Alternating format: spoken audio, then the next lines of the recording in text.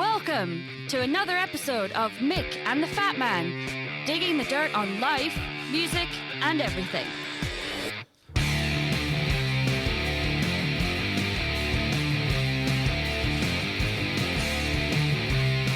And now here's the Fat Man. Well, thank you very, very much, Princess Fanula, our favourite dairy girl. Welcome to Mick and the Fat Man, Series 2, episode number 12. G'day, Mick. How are we going? I am just fine, mate. Mick, I have been getting into sport, a lot of sport. It's been my thing over the last couple of weeks. I just thought, you need to get back to sport, mate. And I found the sport that I really love. It's called extreme ironing. Mate, it is insane. I'm just going to play a little bit. This is a extreme ironer talking about his craft, and it's fascinating. Mate, have a listen to this. Ironing. It's certainly not meant to be normal. Normal's boring. Oh, wow. Oh, me.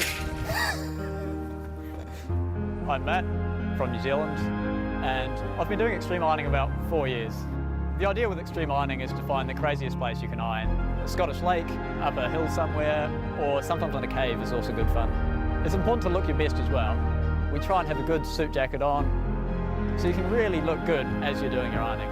These rocks are pretty hot at the moment. Where am I going to plug this into? Hang on. Ugh. So you can see there's a lot going on in extreme ironing. So it's finding interesting places and ironing shit. There's even one person who irons while skydiving. So as they're falling, plummeting to the earth, they're doing a spot of ironing. Well, at least the cuffs won't hit the ground. Look, it's for a while. It's so handy, isn't it? When you think about it, ironing can be such a chore at times, and I'm thinking, if you can turn that ironing into something that you love, like skydiving, like swimming, ironing in a Scottish lake, it brings the joy back. It brings the joy back to those dull things that you need, the drudgery of life, and all of a sudden it's a joyful experience. Look, having watched those videos on YouTube, I think you're right. It's fascinating. There are some obvious practical logistic difficulties. Sure. Like you heard on there, the fella says, where am I going to plug this in? What our listeners can't see is that he was on the top of a bloody Scottish highland, surrounded by rocks, with the cable from his with the plug from his iron saying, where am I going to plug this in? I think some of the logistics around extension cords is a bit of an issue. Yep. And I think maybe there's an opening there for someone to build the 3 kilometre extension cord so you can do your ironing a little bit further away from the power outlet. Elon Musk and his batteries.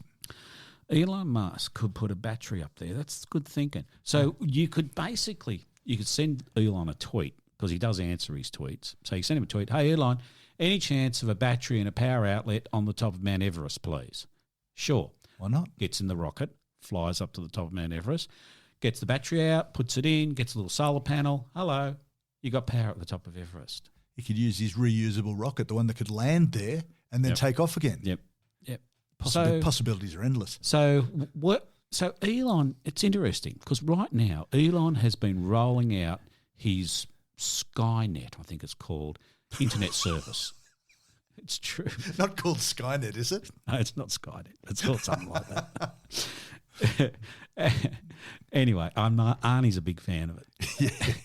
Yeah. So there's this internet service that's going around the world at the moment, and it's going to be they're low Earth orbit satellites, and so you're going to be able to connect up to his Skynet, which I don't know what your internet service is like, but mine's a bit up and down. If it rains up here, the internet stops, basically. If someone farts in the bush, the internet stops. If a bear finds a rabbit in the bush, the internet stops.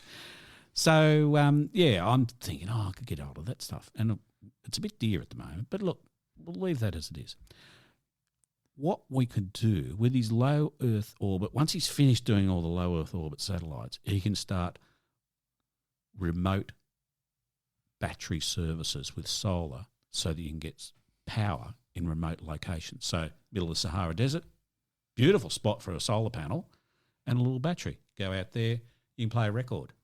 You could take a record player into the middle of Sahara and play a record. Or in the middle of Australia. So you could go to the geographical centre of Australia Elon, can we get a battery in the geographical centre of Australia? Certainly. Just give me the coordinates. Gets down there, brings the rocket in, lands there. The Tesla battery pack, solar panel, you can get in there.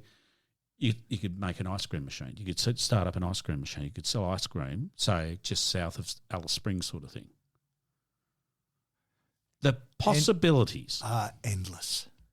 Endless possibilities. You could you could start up a pizzeria.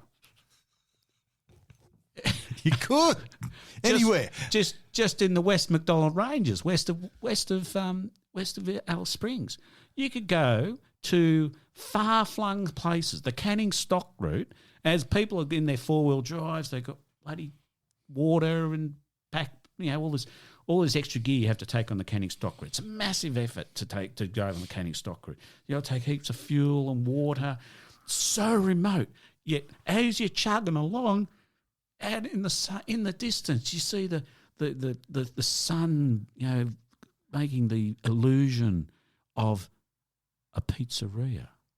But as you get closer, it's a real pizzeria with an ice-creamery beside it. So you've driven for 5,000 kilometres in the middle of fucking nowhere, and some bloke says, "A margarita, sir?"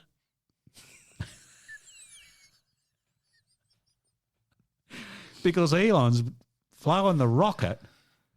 He set it up originally for extreme ironing, but now we're extending it. We can do not only extreme ironing, we can do other stuff. We can do a pizzeria, we could do an ice creamery, and you can get like pistachio ice cream, which I love. I love good pistachio ice cream. You would. And coconut ice cream. Beautiful stuff. And then I'm thinking you could make pasta, and you could have like a pasta place as well. So 3 little restaurants. Well, given what you've said, he's taken the exotic out of extreme ironing. You can set up a laundromat beside them. Hello. So you've driven your 3,000 kilometres. You've battled the bloody four-wheel drive, the flies, the heat, the remoteness, and you get there and you think, oh, I might as well wash the undies. Now that we're here, where are we? I don't know where we are, but there's a pizzeria, a pasta shop, an ice creamery, and Elon's laundromat. I'm thinking remote Australia would suddenly become non-remote. It would be, well, the only remote Australia becomes a destination for diners. Now you're talking. Yeah. So we can get Matt Moran to set. He only wants to cook with gas. Oh, okay. We'll get Tetsuya, because he was into Electrolux. I think he was sponsoring. So I think he's in electrical stuff. Okay, cool. So we can get Tetsuya out there. He can do his poached tuna, I think it is. Trout. That's right. The sous vide trout. Yeah. He can do that. And you can go in there. Tetsuya's there, or one of his dudes knocking up a bit of food. You can have a little bit of sake.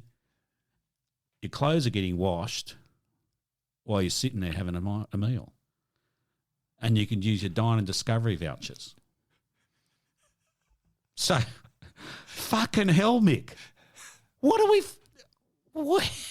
This is blue sky thinking, mate. And because Elon's given you that internet link, you'd be able to access Service New South Wales to get your vouchers. You know what? It's there, isn't it? You know what? Because you got your Skylink up there, Arnie's sorting it out. As you're driving along, you pre-order your pizza. So it's there when you get there. Now you're talking. When will you be here? Because time would be imperative. When will you be here, sir? Be there in about 48 hours. Excellent. We'll have it ready. And your ice cream. And he said, Neapolitano? No, I might have. Do you do pineapple on your pizzas? Of course we do, sir. It's Australia. We do pineapple. We do ham and pineapple. We do barbecue chicken. We do all the top quality toppings on our pizzas here in the middle of Australia. Excellent. So, and you can get a cheese stuffed pizza base. Done. Hello. Done. It's all there. Go to Marble Bar, hottest place in Australia. What do you got out there? You got an Elon bloody battery churning out air conditioning. You're sitting in freezing cold. Fantastic. Absolutely, yeah. It goes on and on and on. Yeah, it's a whole new arm for Australia's the Australian Tourist Commission. I'm going to send Elon a tweet right now. Yeah, I think you should. Elon, rockets, I understand. And the other thing he does, he's got a boring company. He does bores. He drills. It's called The Boring Company, and he drills tunnels, makes tunnels. Yeah. We could do a tunnel across Australia. I like that. Yep. From one side to the other, or a tunnel from, say, Darwin to Bali. Now you're talking. But don't let the New South Wales government look after it. Oh, no, they'll take fucking... Oh, God, they can't do it. They can't handle big projects. They don't know even how to make a tunnel. So we get Elon Musk. We could, in fact, we could get rid of QF1, the Qantas Flight 1 to London. You could drive it in a tunnel straight across the bloody Indian Ocean. And you could have, now I'm starting to think here, Mick, you could do a tour past the jet that crashed, the MH17, yes. Yeah, you say, just passing MH17. That's fantastic. Little window, you can stop, pull up, like a lookout sort of thing. Yeah. A little window in the tunnel. You go, look at there's the fuselage, there's this and that. And then you can keep on going. They say, there's some weird fish here. Have a look out, stop, like a lookout. Like a ride at Disneyland. Yep, pull off the road. Oh, here, look at that fish. That's interesting, isn't it? Oh, here we are at, I don't know, maybe you stop along the way, Cocos Islands. Let's have a look at all the crabs marching across the Cocos Islands, and then across to Sri Lanka. Bypass Sri Lanka. Sri Lanka's no good. You can't get a feel there. Yeah. No, you might go to, I don't know, the Maldives. Stop in at the Maldives. Have a stopover at the Maldives. So if tunnel goes along, comes up at the Maldives, you get out, stay in one of the hotels. Lovely. Well, the way the Maldives are going, they'll need a tunnel. They'll need a tunnel to get to the resort because absolutely they just need to seal the resort a bit. That's right. Yeah. So Elon's got a lot of work to do, and I think that we can really open up Australia with Elon, Tesla batteries, solar panels, and pizzerias. What vision? And that's come from extreme ironing. We've gone from extreme ironing to revolutionising the world with a bit of blue sky thinking. In 4 minutes. It's that simple. It's that simple. People, just get on board. Get on board with Elon. Stop fighting Elon. Get on board with him and be a part of the future, the vision, the blue sky thinking. I think so, yep. Mick, 1,001 albums you must listen to before you die. Didn't Robert Dimery write that? He edited it. Oh, of course he did, yes. I've got a ripper of an album for you today, mate. Yeah? How about Leonard Cohen, Songs of Love and Hate? Produced by Bob Johnson, art direction John Burke, 44 minutes and 48 seconds of wrist slashing music. I know you're a big fan of Leonard Cohen. And look, this just proves to everyone that we do open the book randomly, because I know that you wouldn't have chosen this one by any stretch of the imagination. No, not a big Cohen fan. No. I don't mind some of your stuff, but it's a bit... Look, you were telling me that the book said something about it. Oh, yes. So Did you write this? A sparse collection of open wounds, lingering contempt. The line between love and hate has never sounded thinner. That just kind of gets you. It certainly does, doesn't it? Yeah. That kind of gets you. Yeah, that line between love and hate. So, but I just... Oh, sorry about that. I had to just go and have a look at the Australian chart book because Leonard Cohen is in here and... he has 4 albums in the charts, the Australian charts. I'm not surprised. Songs of Love and Hate, in fact, got to number 8 in the Australian charts. Was in there for 17 weeks. New Skin for the Old Ceremony snuck in at 86. Death of a Ladies' Man got to 85. And in 1985, an album called Various Positions got to 52. So he did make it in there. So he did make a couple of bob out of Australia, and he did come out to Australia a few times before he carted too, didn't he? He did, and he was wonderful live. Really good. Did you go and see him? A couple of times, yeah. Yeah. When he was out here? Or yeah. Those big sort of open-air concerty things? No, it's also the Ent Cent when it still existed, Oh. and one of the regional stadiums as well. Because he used to do like Hunter Valley, those big Hunter Valley things as well. I hate those winery concerts; they're just dreadful. I would hate them too. If I ever chose to go to one, it wouldn't be something I would do. I went to one recently by a band that I like. Just the whole environment, just yuck. Did you stay sober? Yeah, someone had to drive. No, maybe that was the problem. I think that's where you got to come on. Where you come unstuck. What you want to do is organise transport, organise somewhere to stay close by, and then they give you hampers with lots of wine and food in them. And it's clearly what I've done wrong. And it only costs like about $800 for that little extra on top of the concert tickets. Well, it's all there. It's all there for those who are willing to dare all. For those who are willing to dare. Dare hard. So tell me more about Leonard Songs of Love and Hate, mate. Look, this is really an interesting album. This album, it's his third studio album. And what's really surprising is you describe Leonard Cohen on paper and you think, how the bloody hell does anybody buy this? Yeah, miserable songs, miserable lyrics, not a great voice, akin in quality to Dylan. I think Dylan might have the one up on him as far as bad voice goes. Well, there you go. Dylan's voice ain't the best anymore, is it, mate? That's what I mean. Yeah. Their voices. Look, Cohen's recorded a lot of albums, but he's not prolific by any stretch of the imagination. He's not, he's not one of your top 40 artists. His albums were always more successful in other parts of the world than in the US.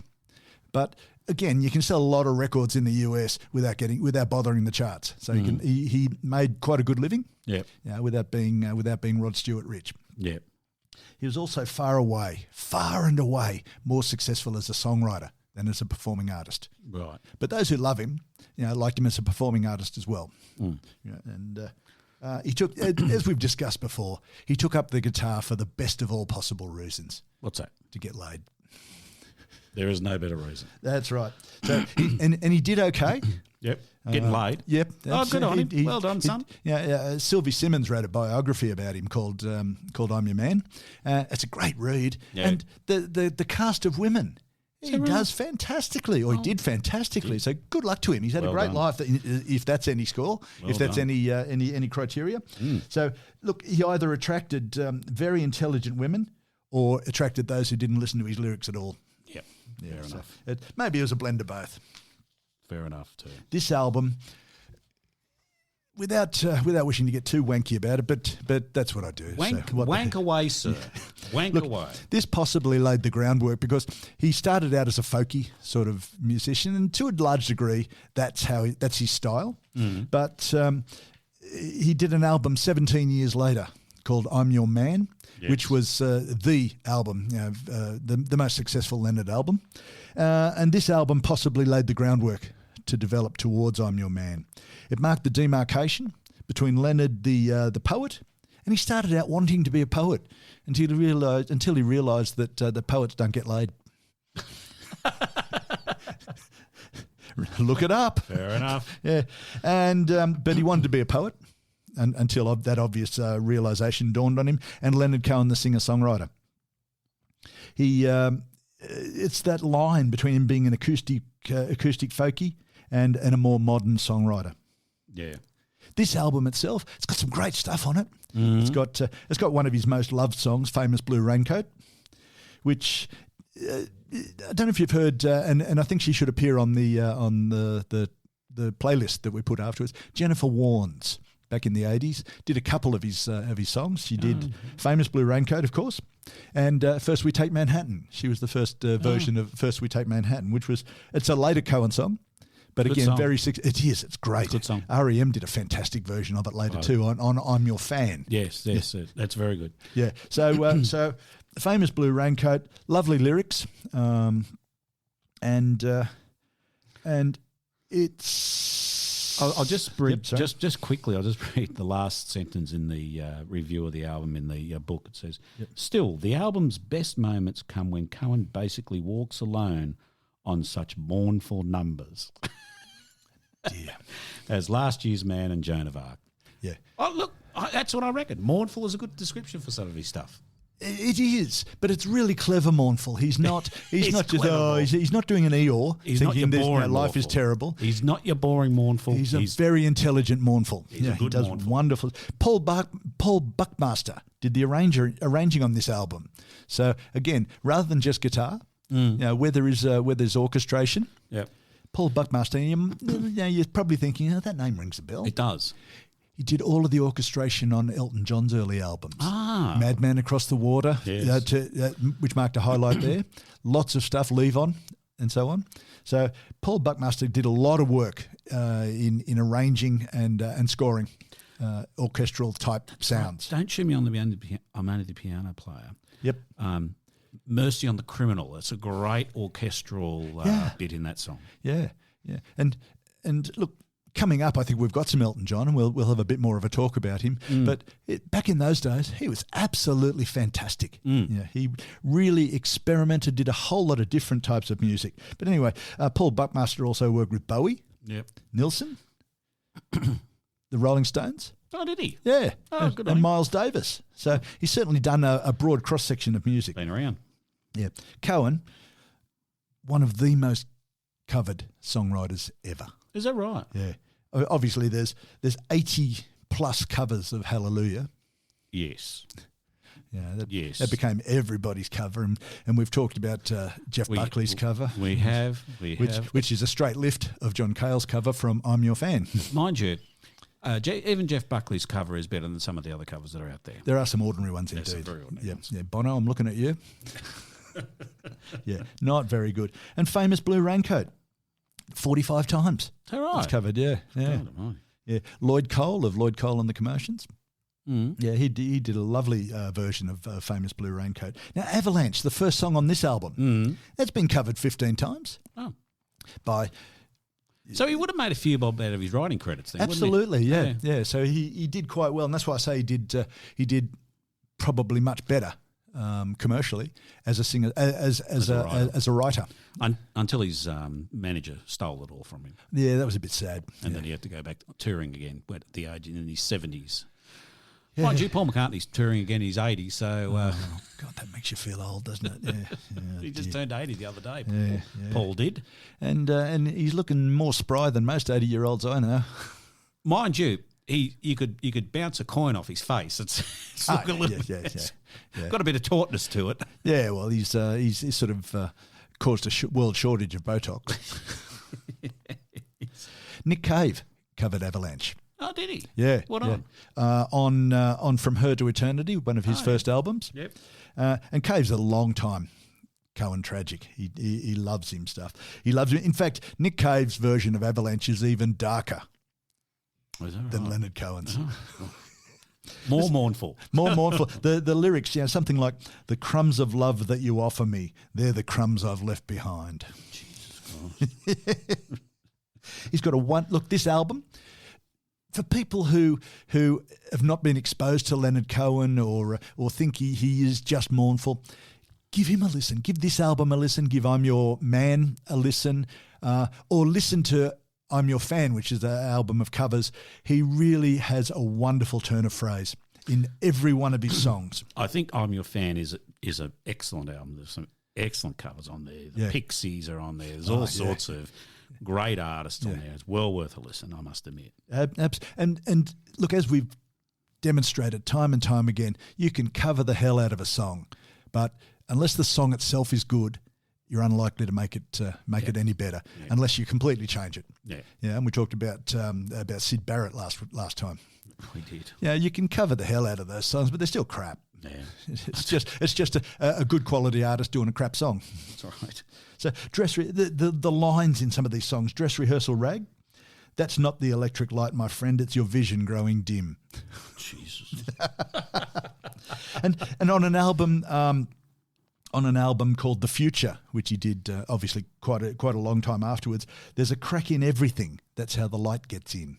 So he's not always miserable. Sometimes he has some wonderful insights in the things he does. Happy chirpy. He is, yes. Top 40 type stuff. Yes, that's right. Yeah, and that line reminds me of Brian Eno with Oblique Strategies. Yeah, honour thy mistake as an intention. Yes. Yeah. Yes, so I do. There's a crack in everything, and that's how the light gets in. Beautiful. He really has a wonderful turn of phrase. He's very well educated. Yeah. And he just happens to have a quite insightful view of the world, which exposes things which might be hidden to most of us. I've seen The Future, baby, and it's murder.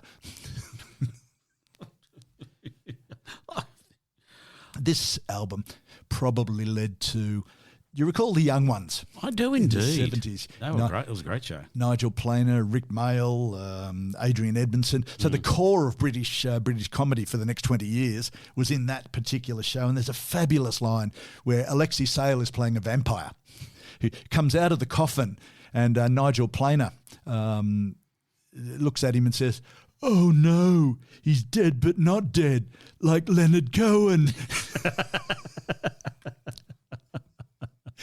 I think that's a good point to stop. I think it is. All right, Mick, let's move on. I can see it rattling around downstairs there, buddy. Right between your legs, there's a great big Globite school bag. What do you got inside there for us this week, mate? Mate, I got the girl who just wants to have fun.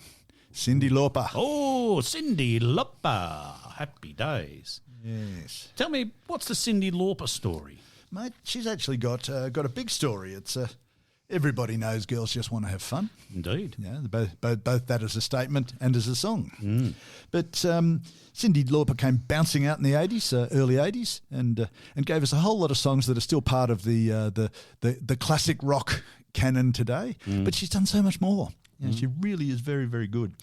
So let's assume that everybody knows Cindy's voice. Yeah, girls just want to have fun. Yeah, that sort of New York twang sort of voice, isn't it? Indeed, yes, very much. And she talks exactly the same way as she sings. In 78, she started to get involved. She formed a band which had a contract with Polydor Records, and the album was a commercial failure. So the band fired their manager, which happens all the time.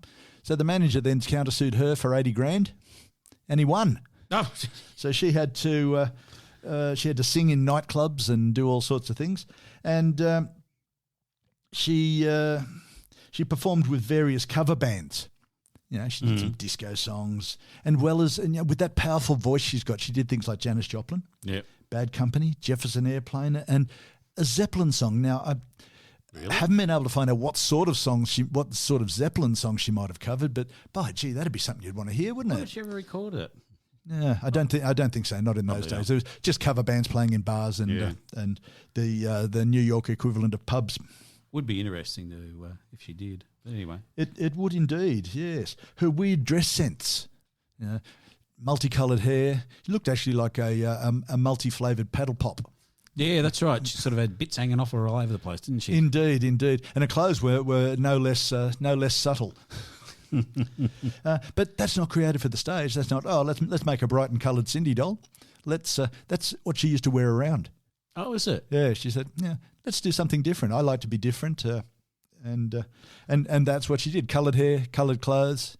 Use whatever she found in second-hand shops. Yeah. Didn't have much money after all because she'd just been sued for 80 grand by a manager. She was born in New York, in Queens. Yeah. Which accounts for the accent. Yeah. And her Cyndi is her real name. Oh, is it? Cynthia Ann Stephanie Lauper. Oh, there you go. Yes. It's unusual. Yeah, it is. Yeah. So now she's Lauper Thornton because she married David Thornton in 1991. And she's got one child. Do we know him? Just a music executive. Oh, right, okay. Oh, she had a baby. Yeah. Oh, yeah. Happy days. A little boy who is now no longer a little boy, and he's not even a young man anymore. He's 31. Yeah. Doesn't time get by? Does indeed. Hasn't she got a great voice? She's got such range and power in the voice that she has, but singing still with that bloody New York nasal twang. That's right. It's not a problem. It makes her. That's right. It gives her the unique style that she's been famous for. And you're right, she has a quite a good range in her lungs. Yeah, I remember seeing her singing live on. You remember the late night show Sounds? Donny Sutherland, who was the host, and it would play about 11 o'clock. I'm still quite convinced it was on during the morning, not in the afternoon. It started in the morning. Right. And then it went to night later. Yes. Oh, okay, good. Yeah. So it's this same host, different scheduling. Okay, good. I'm glad. And she came on that, and many of the artists that appeared, it's not an uncommon thing, would perform. And she performed with minimal backing and just ripped the studio apart with this voice that she had. It was just fantastic. And I remember, I knew the album, but I remember seeing her and thinking, wow, there's no studio tricks in that. She really can sing like crazy. That's interesting. Yeah. So, lots of influences. Yep. Musicals. She loved South Pacific, King and I, My Fair Lady, all of that sort of stuff. Yeah. Did she? Yeah. Costumes and getting up and dancing and so on. She loved the Beatles. And she and her sister used to perform with mops. Whether that was dance partners or put them on their heads so they could be mop tops, I don't know. But she learned harmony and song structure from listening to John. Oh, is that right? Yes. And later on, she actually became a friend of Yoko. Did she? Yeah. So she gets around. Perhaps she's still friends. Oh, Yoko is always a bit of a scratchy sort of a character, isn't she? Yeah, she's been hard done by over the years by people. Yeah, people who like John.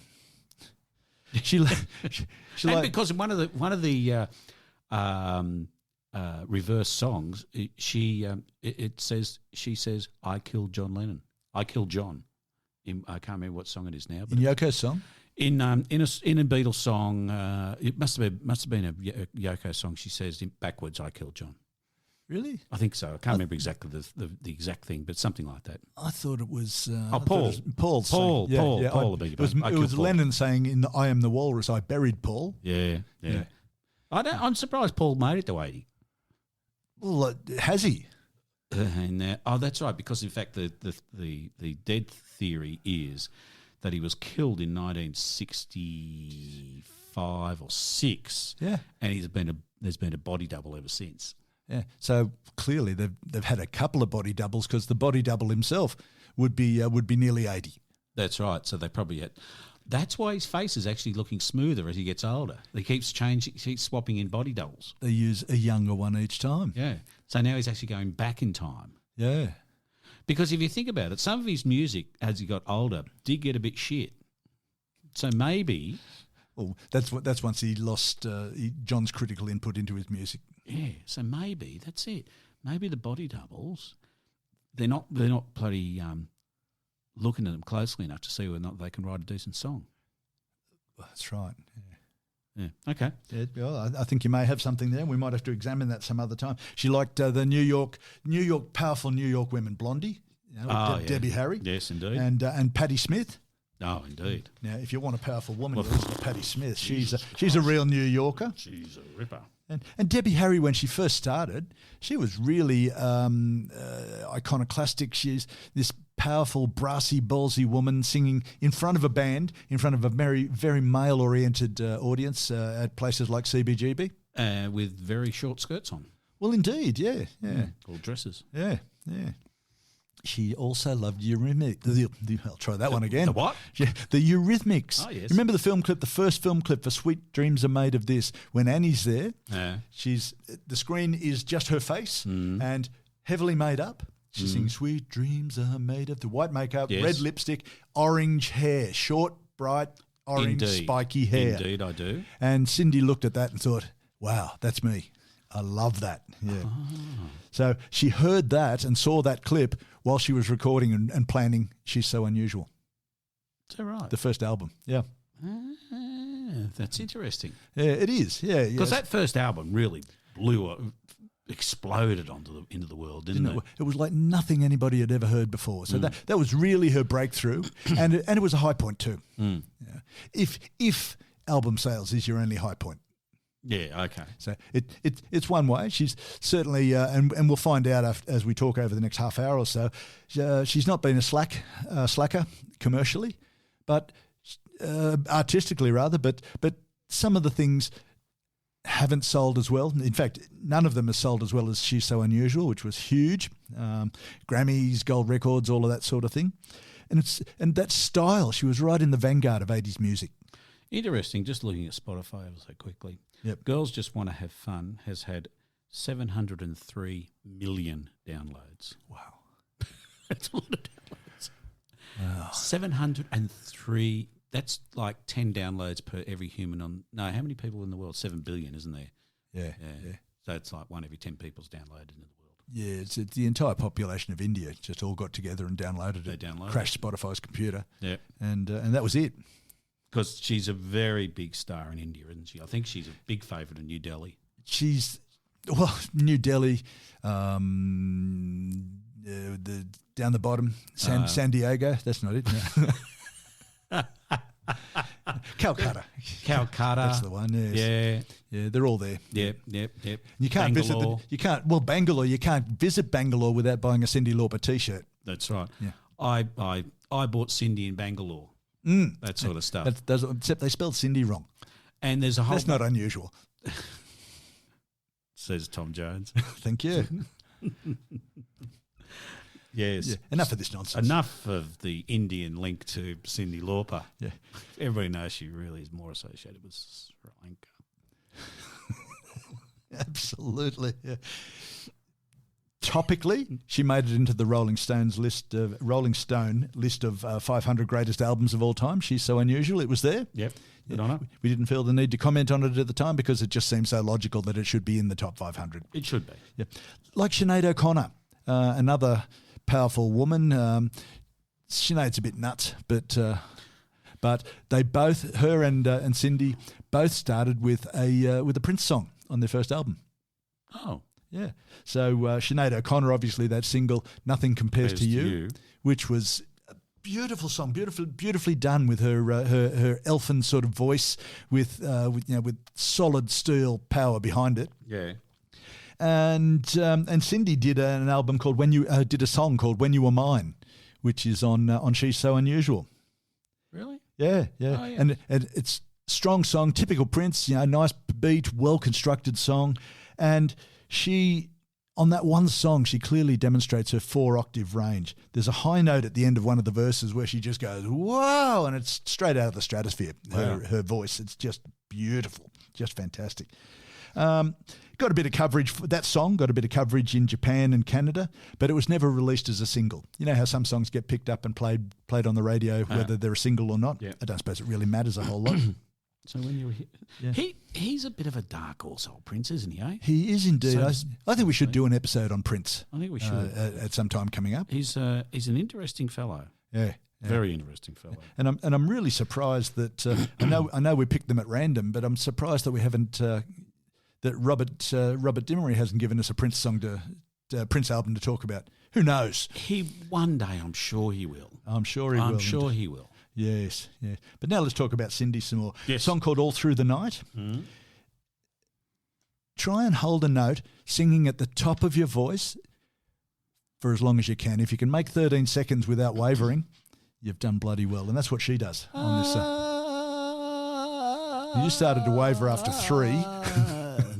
Yeah, and then it just went to crap after 5. Yeah, sorry about that. Yeah, thanks for that. Time After Time, we all know that song. Yeah, indeed, that's a great song. That's a Australian Idol pickup. I think every contestant is under a contract to do Time After Time. Nominated for a Grammy. Oh yeah, it's a wonderful song. Yeah. It's a lovely. Yeah, it is a good song actually. There's some other little hidden gems in there. She Bop, which is a great little fun song. She bop, I bop, and you bop. It's about masturbation. Is it? Yes. And why didn't I listen to that song more often? I don't know, Jeffrey. I just don't know. Would have been a great accompaniment. They say I better stop or I'll go blind. And one US review of the album coyly stated that the song was considered controversial. A little bit like Turning Japanese by the Vapors. Yeah. Which is also about... masturbation. Yeah. Is it? Yeah. I didn't get the bloody email on that. Is it really? Yes. I thought it was about Japanese. Turning Japanese. Yeah. I think I'm turning Japanese. I really think so. Yeah. What's that got to do with No masturbation? sex, no drugs, no wine, no women, no sin, no fun, no you, no wonder it's dark. Damn. I thought it was a wholesome, fun song. Yeah, well, it's fun. Wholesome, perhaps not so much. So if I had been masturbating, I could have had She-Bop and turning Japanese going at the same time. You could have, yeah. Oh, I didn't even Who think needs of it. pictures? Don't need pictures when you got songs. That's right. Yeah. She can deliver live. You know, I've already mentioned that I saw her live on Sounds. Mm. I've got the album. I bought the album at the time, but I've got a later CD version of the album as well, which, how they put extra songs on CDs. So I've got a live version of Money Changes Everything, and it's fantastic. You know, it was just sort of on, and they're semi-background, and you know what I think about background music, but it was on there, and I thought, bloody hell, that's slightly different. And I went and had a look at it. That is so powerful. It sounded like it was straight out of the studio, and she did it live. It was just really, really incredible. I just like to say I like background music. I know you do. But anyway, move on. Yeah.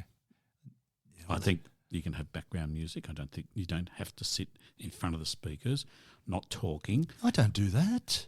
Don't have to do that. You can have music on in the background while you're talking. It's allowed. No, and while it you're doesn't talking. have to be 3,000 decibels and, bloody the Sex Pistols, okay? Just saying. Says who? Just saying anyway. Yeah. My wife thinks that the Sex Pistols are not morning music. I can't understand that.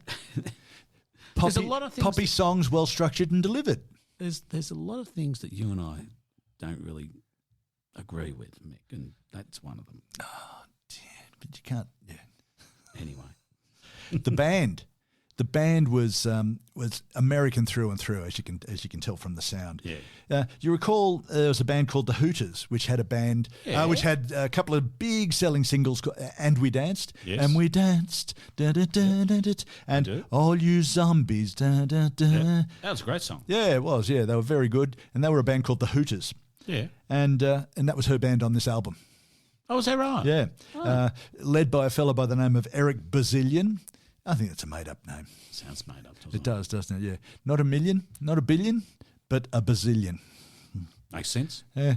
And Rick Chertoff, who was at the start of that early 80s American boppy sound, that very exaggerated drum sound that the Americans had early in the 80s. He was the producer of the album. Right. Okay. Now, you've mentioned that Spotify doesn't have any information about albums, but I've actually found some. They do sometimes. It's not detailed. It's not in-depth fan stuff, but it's still interesting sometimes. And they cite that this album has a punk influence. Now, it could, in the sense that she's ignoring all the standard rules, but at the same time she's using a top 40 band and making stuff that's going to hit the charts. The thing was, I think that because she dressed a bit differently, and you think about people, some of the females with punk, they used to wear different colours and all that sort of stuff and weird shit, and I think that's where it comes from. But realistically, the music is not punk music by any stretch of the imagination. I don't think so, no, except for the one about masturbation. It's called bebop. If it was punk, it would be called I Want to Jerk Off on My Mum's Head or something like that. I've got that one. She's the first female artist out of this album to have 4 consecutive Billboard top 5 hits from one album. Wow. Now, that's bloody good. The album stayed in the top 200 charts for over a year, 65 weeks. Wow. And 16 million copies. And that's a hell of a lot better than 700 million downloads. She would have made a few bob, I dare say. I would suspect. I don't know the number. I've seen the numbers for how much they get per download, and but even so, I mean, just out of her old record royalties, royalties, yep, absolutely, she would have made a bit of money. Yep. I meant to do this earlier on, but I didn't. Yeah. She actually, in the Australian chart, she's had 14 singles, yeah, of which Girls Just Want to Have Fun got to number one, and she's had 3 albums in the top 100. So of which True Colours was number one for 28 weeks as an album. Yeah, that's pretty impressive. She's had 11 albums, and most of them weren't anywhere near as successful as this one and the next one, which was True Colours. Yeah. But hey, there's very few people in the world who've ever had number one hits at all. So absolutely. So to have one is an amazing thing. It is indeed. It got her a gig on We Are the World. You remember the American answer to the famine, Bob Geldof famine thing? Yeah. So quite perceptive, Cyndi. She thought that the song was a little too similar to Do They Know It's Christmas? And she was dead right. Right. In fact, that was our perception at the time. Great, good on them for doing it. I can't argue. It was very successful and everything, but it was still, we can do that too. It was very much we can do that too, wasn't it? Yeah. I think the Band-Aid one. The Americans do like to do things too. They like to do it their own way, though. They don't like like they take a show and redo it because they want to have American accents in it. Oh, because they can do it better. Like The Office, I think, is a classic. There's a lot of British comedies. All in the Family was the Alf Garnett. Oh, that's right. That's right. What was he called? I forget what it was called. Yeah. But Alf Garnett. Yeah. Stupid git. Yeah, that's the one. That's the one. Yeah, and Carol O'Connor as Archie Bunker wasn't too far away from that. No, except he was a bit softened down for American markets that's right. Because they're a bit sensitive. They took him down a few pegs. Yeah. So Cyndi was recording We Are the World, and you complain about my tapping on the table. Yes, I do. You know that she wears. Well, you've seen that she wears lots of jewellery. Mm. Her jewellery was jangling while she was singing, and the mics were picking it up. Oh, is that right? So Quincy Jones had to say, "Come on, get it off." He actually is recorded as is reported as saying, he found her a little difficult to work with, and I think and Cyndi thinks that it's because she had all this jewellery on, which was just what she wore. She wasn't even thinking, and it came up on the mics. I mean, you don't really want it in the song. You don't, no. And it's not going to kill her to take the bloody jewellery off. So she did. Minutes. She did as soon as somebody mentioned it. Yeah, she wasn't precious about it at all. Good. So, it's funny what it takes in that rarefied atmosphere for someone to say, "Oh, she's difficult to work with." She apologised, removed her jewellery to finish the track. Oh, there you go. Good on her. Yeah, thank you, Cyndi. And there's a clip of exactly that. In which Cyndi is not being precious at all. She seems embarrassed. Oh, my God. Oh, no, I'm sorry. Yeah, I'm sorry. And takes her jewellery off and puts it off to one side. So, look, she started out, bounced out of the box with a couple of really big selling albums, and then settled in for a longer stay in music as a career. Mm. She's got an active career to this day. She performs. Occasionally releases albums. Like I say, she's done 11 over the time that since She's So Unusual, including She's So Unusual. She did an album in 2010 called Memphis Blues, which was a blues album. Mm. Yeah, and it's nice. I had a listen. I quite like it. It was Billboard's most successful blues album of the year, although I can't imagine these days that blues is a big seller in pretty much any market. No, I don't think blues is, but people like it. It's consistent. Exactly it'll be right. Consistent. Yes. Yeah. What about her little foray into World Championship Wrestling? Do tell. She was a manager of one of the World Championship. She was indeed. I've seen her on the side of. And she used to be all crazy dressed up and doing all the shit that they do in there. And I can't remember whether she was nice or nasty. I think she might have been a bit of both. I can't remember. Oh, look, that's so show business. World Championship Wrestling. It's got nothing to do with sports and nothing to do with wrestling for that matter. In fact, I was just reading somewhere she was actually touted as raising the viewership of World Championship. Well, of course, yeah. She's exactly the type of character that they need and encourage. That's right. Yeah. So I think she managed a female wrestler or something like that. Well, why not? I can't remember exactly. With multicoloured hair. But do you remember they used to have, always have eccentric managers of the eccentric wrestlers and all that sort of shit. Yeah.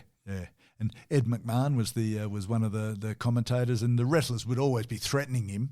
Yeah, you're always I thought, oh God, this is rubbish. This is worse than Mike Cleary on Australian wrestling. I loved Australian wrestling with It's what was he? What was the Mario Milano. Mario Milano. Thank you very much. And Bulldog Brower, of course. Brower. Was it on Saturday afternoon or Saturday afternoon? I think it was on Early. It was on straight after Wild World of Sports. That's it. That's the one. Yes. Yeah. It was with Rex Mossop. Oh. Famous quote from Rex Mossop when he's talking about people marching nude in the Mardi Gras. He says, "Good on you, Rex. I don't want men's genitalia shoved down my throat."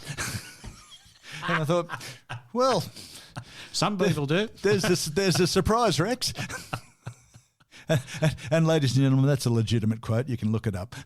It is. He said it, yeah. And he certainly wasn't talking about anything risque, but it became that way. And he lived on the North Shore of Sydney, and there's a nude beach in the around, not far from where he lived. And he used That's the one. That's the context. Yes, he used to get the poops with the nude people walking back up to their car, still in the nud. And he had this campaign to stop the nude beach people wandering the streets nude or some bloody thing. Yeah, I can't remember the exact details, but anyway, passed away, old Rex, unfortunately. Oh, yeah, he was always good for a laugh. He was great stuff. But the funny thing is that he probably believed much of what he said. Ah, yeah, for sure. Which certainly added some emphasis to it, but I don't know if it added any validity. Now I'm going to just throw it. This is just out of left field. Throw a name at you, Frank Hyde. Frank Hyde, Australian commentator of football. It's not long enough, it's high enough, and it's straight between the posts. Remember we used to always listen to, back in the day when we used to sell programs? Oh, yes. And we used to go back to Dickie Poole's house in the garage and count up all the money. Yep. And we'd always have the Frank Hyde radio show on for listening to him, whatever show, whatever team, whatever game he was calling. We used to always have to listen to the Frank Hyde game call. Fantastic. Yeah, we had an exciting childhood. Oh, yeah. It was basic Frank Hyde. And, anyway. Sorry. Cyndi Lauper. Cyndi, I remember her. Yeah, we talked about her once, didn't we? Look, like I mentioned, she was friends with Yoko. Yeah. And in 1990, she participated in a Lennon tribute concert in Liverpool. Did she? Yeah. And she did Hey Bulldog and Working Class Hero, which for my money is one of Lennon's best songs. I just love that song. The sentiment behind it, the way it's been done. It's a great song. It's a great song for women with strong voices. Marianne Faithfull ripped it to bits on broken English. You know, in her comeback, Marianne Faithfull started out as this waifish little English girl, and got addicted to drugs through hanging around with the Rolling Stones. Now, there's a common story, isn't it? Yeah. Hello, Mick Taylor, and dropped out of sight. Yeah. And came back in the late 70s. Probably went to the Betty Ford Clinic. Probably, yeah. We've mentioned Betty Ford quite a lot on this program. Keith probably drove her. Keith was already there. He said, "I can't give you a lift. I'm already here. Get a cab." Yes. Yeah, and of course, Working Class Hero is not to be confused with Jimmy Barnes and Working Class Man. Bit tricky to confuse the two, but tricky indeed. Yes. If you're a dickhead, you could confuse them. You could, yes, and only one of those songs would be fit under that box. But anyway, but look. So I have never heard that version, but I would love to hear Cyndi really doing good. Working Class Hero. It'd be great. Yeah, great song. Really very good. What album's that on, I wonder? I don't think it's on an album because it was on that tribute concert. I wonder what album it's on for Lennon. Oh, right, yes. No. Yeah, I don't know. Look it up. I'll find out. Anyway. She's done a lot of TV acting. If you look up her career, she's been on lots of shows. Oh, yeah. What's she done? I kind of don't know. Well, she was in the show. Michael J. Fox had a show in '93 called Life with Mikey, which went for a season or two. Okay. She won an Emmy Award for her role in Mad About You. Oh. Yeah. It's not one that we watched a lot, but it was a very successful program. Oh, I haven't watched many of the American... I don't watch a lot of those American sitcoms now. No. They're not very funny. No. In '99, there's not many musicians, except, the Rolling Stones did, appeared in The Simpsons as themselves. She appeared in The Simpsons as herself, And the name of the episode, you know how all of their names are songs or high literature, which have been bastardised to fit The Simpsons. Wild Barts Can't Be Broken. Yes. And she sang the US national anthem to the tune of Girls Just Want to Have Fun. And I actually looked it up the other day, and it's very funny because it starts. She's singing the national anthem at the baseball game, and she sings, as you said, in that, and well, thank you very much, Cyndi Lauper. And as she finishes, everybody leaves. He says, "I just would like to remind you there is a baseball game about to start." That really is cannot and should not be dismissed just as a cartoon show. The Simpsons. It's a wonderful, wonderful comment on society and American society in particular. Yeah. I think a lot of people miss some of the stuff that's in there. So the album is just called the Plastic Ono Band. Oh, that one. Sean Lennon, 1970. Yeah. It's got that Mother. It's got Mother on it. Very angry stuff. Working Class Hero. Yeah. Yeah. Working Class Hero is very angry song. Yeah. Yep. Yeah, good song. Right. Cyndi went on, she wrote an autobiography. Oh, yeah. Well, she had an assistant, a journo, because apparently her writing is not ideal. Yeah, understood. New York Post called it crudely endearing, unpretentious and boisterous and erratic, and not quite as dumb as it may seem. Very much like its author's music. Which is true. Yeah, it is. I think that's great. Quite a good compliment. Yeah. Yeah, she didn't do well in school. Have you read that book, Mick? No, I have not read that book. It doesn't. I'll have to get it. I'll read it straight after the Nico one I've got next up. Oh, bloody Nico! Jesus. Yes, she was expelled because whether it was ADD or something like that, she wasn't a very good student. She was expelled from Richmond High School in Queens. After she became a celebrity, they gave her an honorary diploma. Don't you love that shit? Oh, it's just wonderful. Oh, welcome to America. You're a prick of a student, but hey, you're rich and famous now. Come on back down. Yeah. She's got, and the review goes on to say that she's got this ability to record every outfit she's ever worn. Really? Yeah. Bit photographic. Yeah. And she was watching the Beatles motorcade when she was young. Yeah. When she was a teenager on its way to Shea Stadium. Yeah. And she talks about what she was wearing. So right. Yeah. And then she says, so I started screaming and I shut my eyes. And by the time I realized I should open my eyes, I'd missed it. It's like you knowing every album you ever bought, isn't it?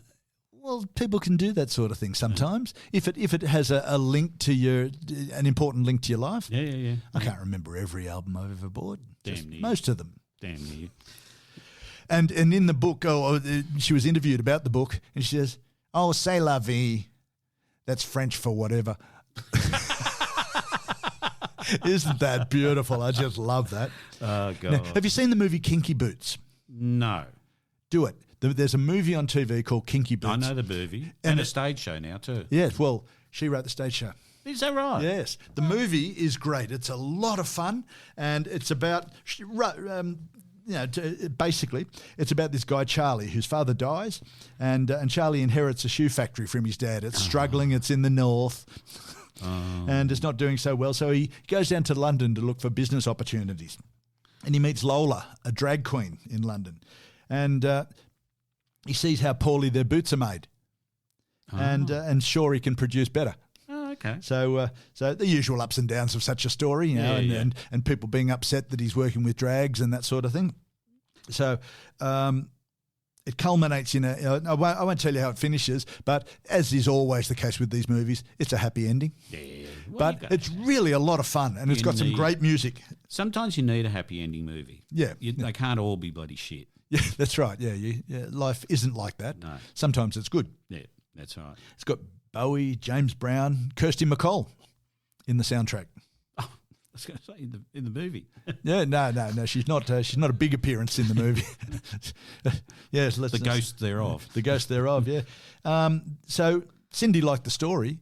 She liked the music in the movie. Yeah. And someone resurrected it for a stage show, and so Cyndi wrote the music. Oh, good on her. At the 2013 Tony Awards. 13 nominations, and she won 6, including Best Musical and Best Actor. Well, good on. Oh, God, blimey. Best original She is score. talented, isn't she? She is very talented, yeah. Very. Yeah. Best original score. Lauper's the first woman to win in this category. Jesus. Yeah. That's So impressive. it ran for 6 years, 2,500 shows. Wow. And finished in 2019. I'd like to see it. I've heard word that it's coming out to Australia. Kinky Boots? Yeah. I thought it's already been on. Oh, well, I think you missed it. damn, I hate it when I do that. It's already been on.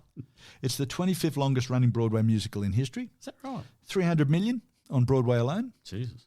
Now, what's this? Is it the stage show that's been here? I think it was. I think I've missed it. I think it's the musical. Yeah, I hate that. Yeah, never mind. Oh. Look, it might come back one day. I hope or so. go to London. It's probably still on in London. That's what I'll do. Yeah, No. yeah. Off you go. Oh, yeah. So we can't record any more episodes today. I've got a plane to catch. Yep. Yeah. All right. I'll look up who do you want to fly with? Don't fly with Qantas. They're not doing very well at the moment. No. I've never Singapore. been a fan of Qantas. Singapore Yeah, Airlines. certainly not Jetstar.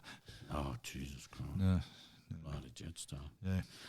Look, she was different to people like Joan Jett or Madonna. You Very know, they're much rock so. chicks, and people look at them and say, "Hey, I can do that."